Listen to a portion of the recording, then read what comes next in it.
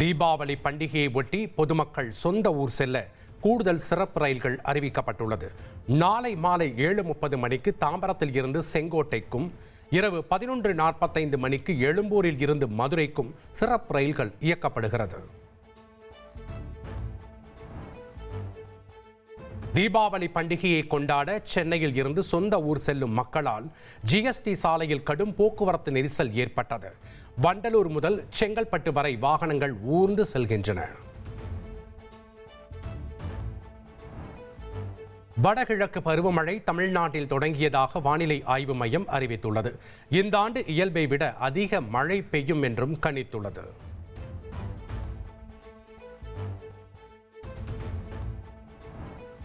கன்னியாகுமரி கடல் பகுதிகளில் வளிமண்டல கீழடுக்கு சுழற்சி நிலவுவதால் வானிலை ஆய்வு மையம் தெரிவித்துள்ளது.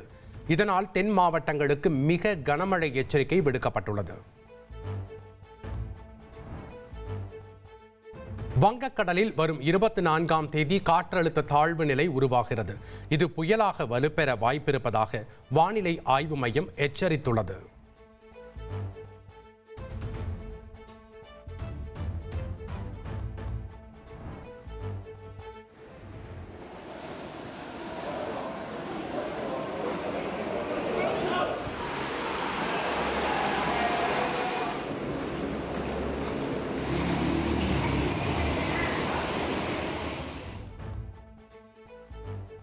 திருச்செந்தூர் மற்றும் சுற்றுவட்டார பகுதியில் வெளுத்து வாங்கிய கனமழை. முருகன் கோவில் வளாகத்திற்குள் மழைநீர் புகுந்ததால் பக்தர்கள் சிரமப்பட்டனர்.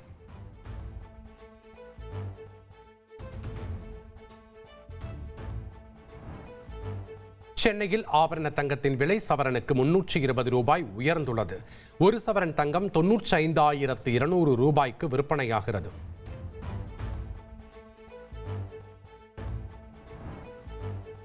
முதல் முறையாக இந்தியா வந்துள்ள இலங்கை பிரதமர் ஹரினி அமரசூரிய டெல்லியில் வெளியுறவுத்துறை அமைச்சர் ஜெய்சங்கரை சந்தித்தார்.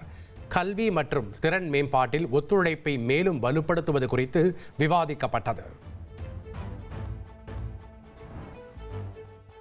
இலங்கையிடமிருந்து கச்சத்தீவை மீட்க கோரி பிரதமர் மோடிக்கு முதல்வர் ஸ்டாலின் கடிதம் எழுதியுள்ளார்.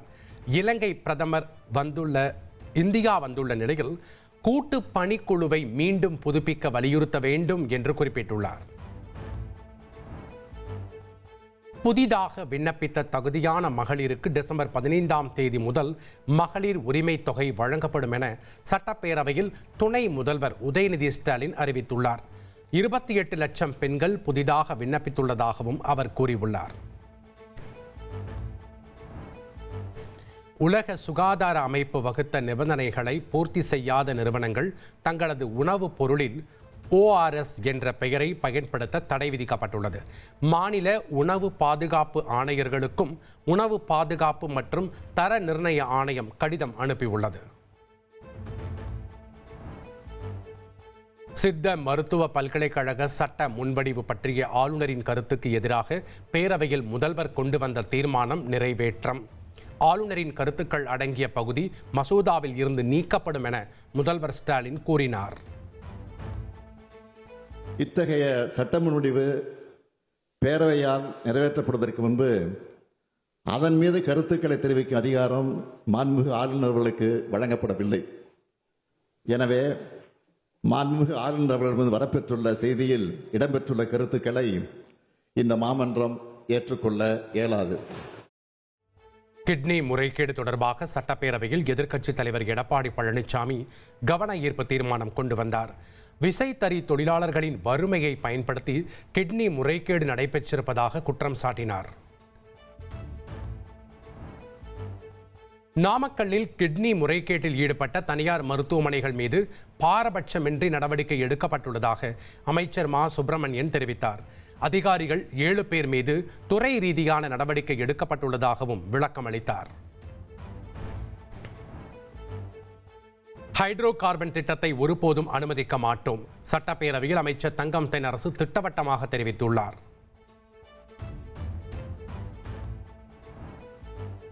தாய் அல்லது தந்தையை இழந்து அரசு பள்ளிகளில் பயிலும் மாணவர்களின் வங்கிக் கணக்கில் ரூபாய் 75,000 வைப்பு நிதி வைப்பு நிதி திட்டத்திற்காக ரூபாய் 11.17 கோடி நிதி ஒதுக்கீடு செய்யப்பட்டுள்ளதாக கல்வித்துறை இயக்குனர் தெரிவித்துள்ளார். 2708 உதவி பேராசிரியர் பணியிடங்களுக்கான போட்டித் தேர்வு டிசம்பர் 20ஆம் தேதி நடைபெறும் என அறிவிக்கப்பட்டுள்ளது.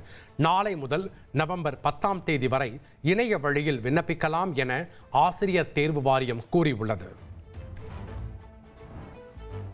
எதற்கெடுத்தாலும் சிபிஐ விசாரணைக்கு உத்தரவிடக்கூடாது என்று உச்சநீதிமன்றம் அதிரடி கருத்து தெரிவித்துள்ளது.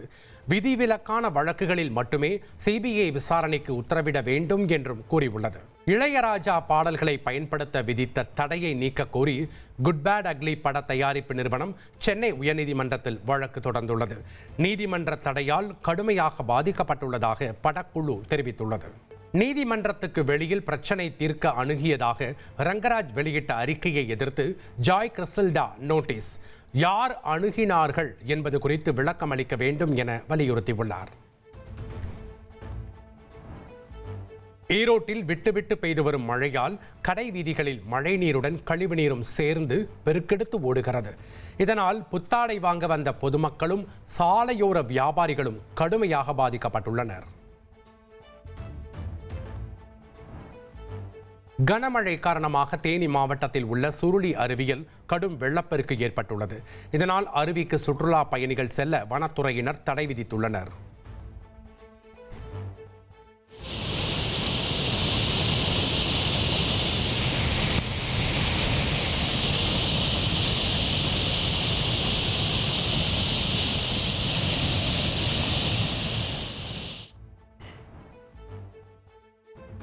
திண்டுக்கல் மாவட்டம் நிலக்கோட்டை அருகே இன்ஸ்டாகிராம் மூலம் காதலித்து திருமணம் செய்த மருமகனை மாமனார் கொலை செய்த விவகாரம். ஏற்கனவே மாமனார் கைதான நிலையில் மாமியார் மற்றும் மைத்துனரையும் போலீசார் கைது செய்தனர்.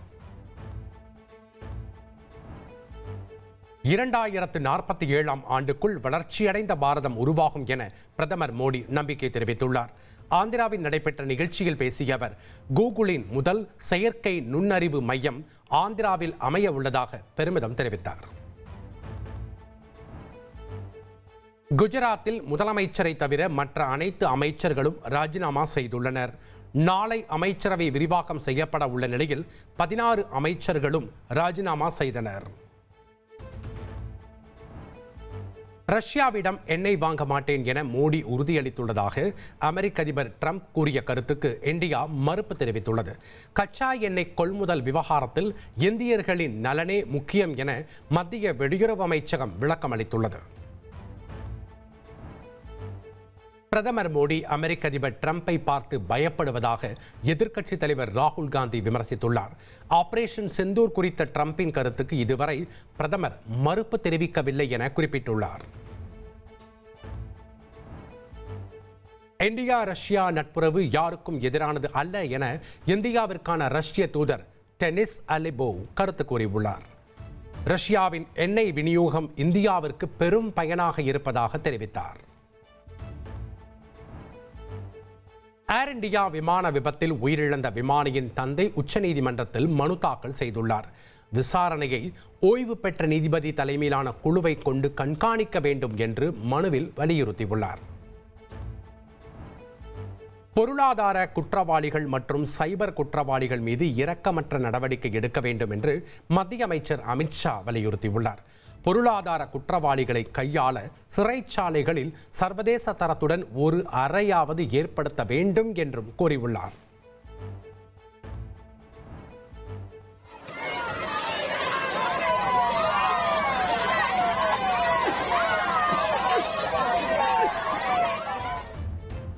சபரிமலை தங்க கொள்ளை விவகாரத்தை கண்டித்து கேரள தலைமைச் செயலகத்தை முற்றுகையிட்டு பாஜக மகளிர் அணியினர் போராட்டத்தில் ஈடுபட்டனர். போராடியவர்கள் மீது தண்ணீரை பீச்சி அடித்து போலீசார் கலைத்தனர். சபரிமலை துவார பாலகர் சிலை தங்க கவசத்தின் எடை குறைந்த விவகாரம். முக்கிய குற்றவாளியாக கருதப்படும் உன்னி கிருஷ்ணனிடம் ரகசிய இடத்தில் வைத்து சிறப்பு புலனாய்வு குழு விசாரணை நடத்தி வருகிறது. பசியை போர் ஆயுதமாக பயன்படுத்துவதாக போப் லியோ கண்டனம் தெரிவித்துள்ளார். உலக உணவு தினத்தை முன்னிட்டு பேசிய அவர், பசிக்கு முற்றுப்புள்ளி வைக்க உலக தலைவர்களுக்கு வேண்டுகோள் விடுத்தார்.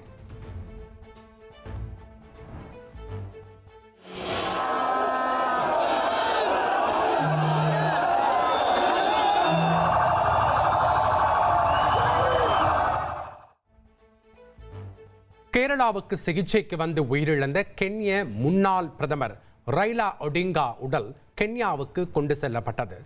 நைரோபி விமான நிலையத்தில் ஏராளமான மக்கள் திரண்டு வந்து அவருக்கு கண்ணீர் மல்க அஞ்சலி செலுத்தினர். தனுஷின் இட்லி கடை படத்தை பார்த்து அண்ணாமலை பாராட்டியுள்ளார். இதற்காக அண்ணாமலைக்கு எக்ஸ் தள பக்கத்தில் தனுஷ் நன்றி தெரிவித்துள்ளார்.